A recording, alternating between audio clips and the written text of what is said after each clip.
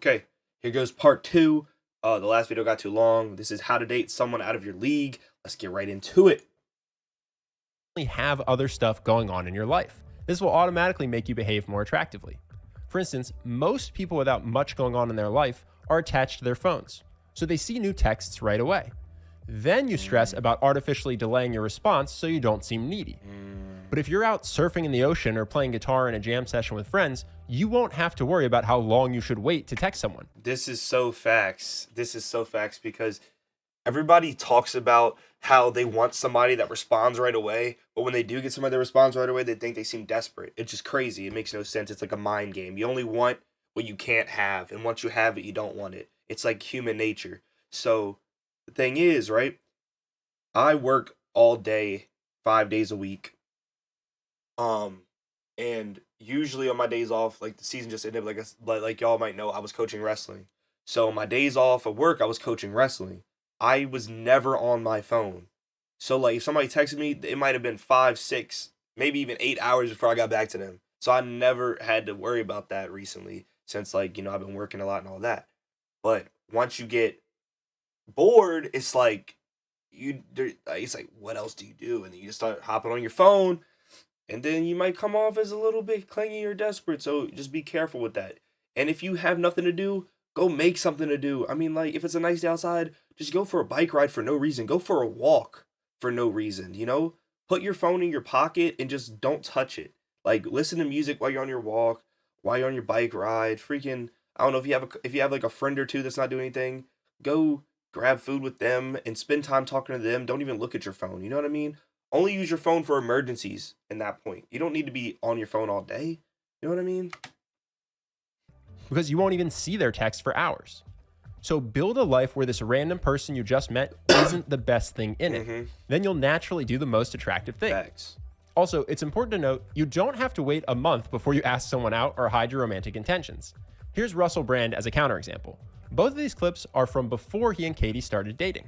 I'm supposed to say that music is the real winner tonight, but Katy Perry didn't win an award and she's staying at the same hotel as me, so she's going to need a shoulder cry on. So in a way, I'm the real winner tonight. Thank you very much. Actually, this is an item that I like to call flimsily veiled excuse to chat up a woman by getting her on the radio show, and you're in the middle of that now. It's pretty obvious that he's into Katie. But even still, Russell doesn't act like getting Katie is the most important thing in his life. In this next clip, Katie seems open to his flirting, but Russell doesn't immediately jump on it and act desperate to make it happen. Keep it together, Okay. boys. I know. You rambunctious boys over there. Quite It's only rambunctious. an hour flight. I will come over there. Uh-oh. Oh, you shouldn't have said the word. That's the kind of I friend. know. Hey, She said the words. She said 2 words. yeah, she said it. It's all out there. Yeah. Katie, remember them VMAs, what we done? As a tangent, Russell's flirting is so well received partially because of his persona. He flirts with everyone, so even when he's directly hitting on you, it can be hard to tell if he's actually interested. So what is your secret? That's exactly how I am. I don't know if it's to the extent that he is or if I do it as well as he does it, but it's not even on purpose. I don't do it on purpose, like with the intent of like confusing people, but I'm just like, you can ask anybody that knows me, I'm just like so flirtatious to like pretty much everybody. And that doesn't mean I'm that doesn't mean like I'm like really trying to get with them. I just like literally am just naturally flirtatious. Like I just be flirting left and right. And I don't know. I don't even know. I don't know. I guess it's well received. I don't know. My secret is that And it's not like extreme. It's like lighthearted, like flirting, where there's like a little laugh. You know what I mean? At the end or something. You know what I mean? It's not nothing crazy. in you there is a limitless divine beauty, and within me as well. And if I connect with that, Yeah, see, it definitely ain't like that. It definitely don't go that far. It's then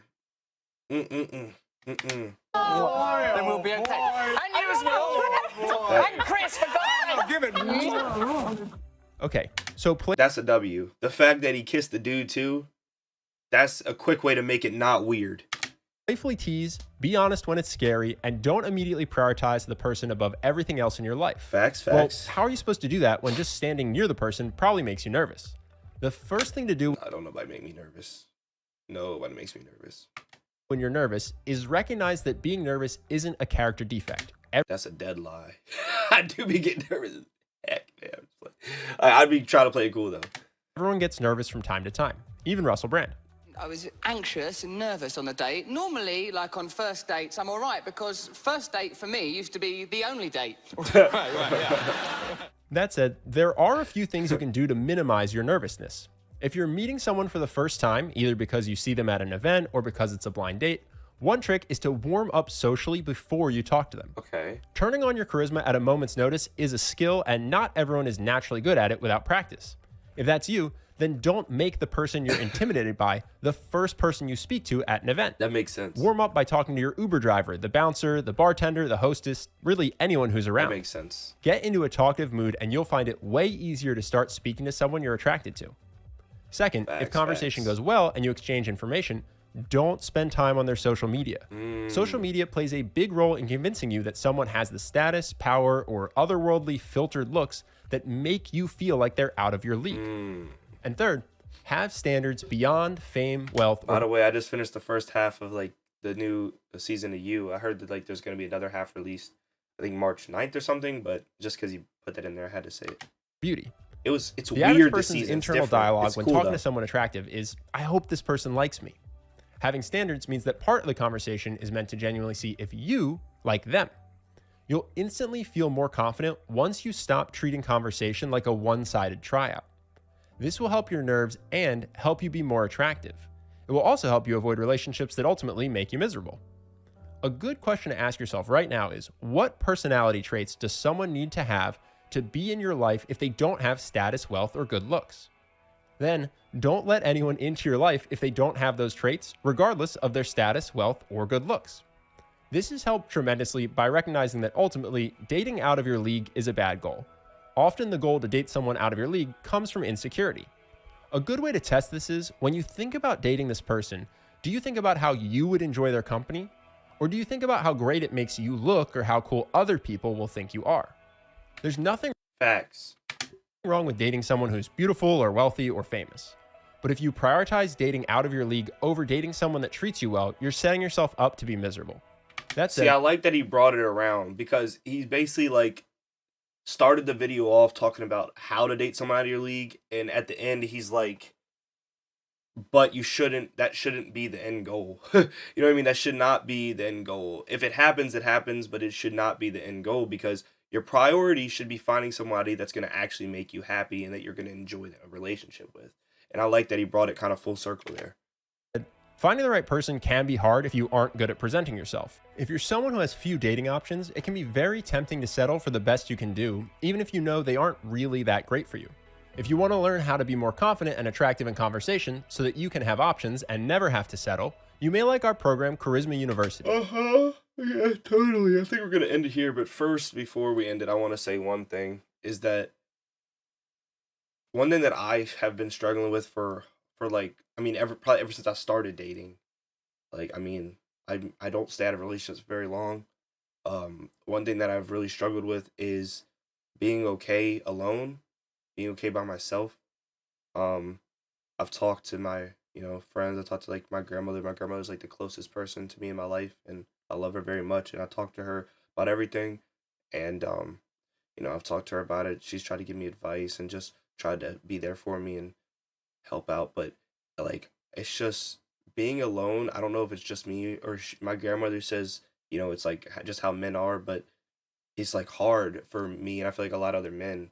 It's like whether it's you can't. So, but not wanting to be alone can manifest in different ways because for some people it can manifest in, oh, like I want true love. I want to find true love. I want to find the person I'm gonna be with for the rest of my life. And for some men it can manifest in, I need a quick hookup with somebody just so I can briefly not feel lonely.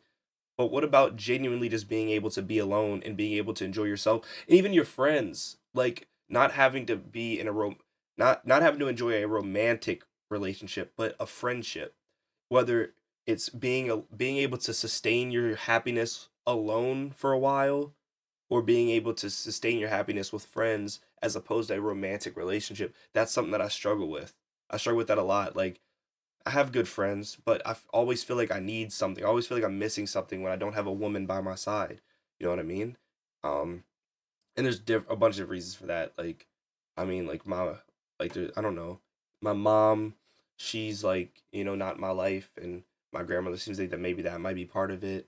I mean, that's a whole different discussion for a different day, but you know, it's just I think the biggest goal, the first goal genuinely should be to love yourself and be happy alone before you try to find somebody else that's going to make you happy. And that's what I want to try to do. It's harder. It's easier said than done. It really is a struggle. It's a journey, but you know, it's got to be done because you're never truly going to be happy until you're happy alone, I feel like. But sorry to get so deep. That was a good video. I really liked how he brought it back at the end, saying like that should not be your end goal to date someone out of your league. You should find somebody that's gonna make you happy. Just make yourself happy first. That's all I got to say. Anyway, guys, wait, there we go. Anyway, peace out. I'll see you in the next video.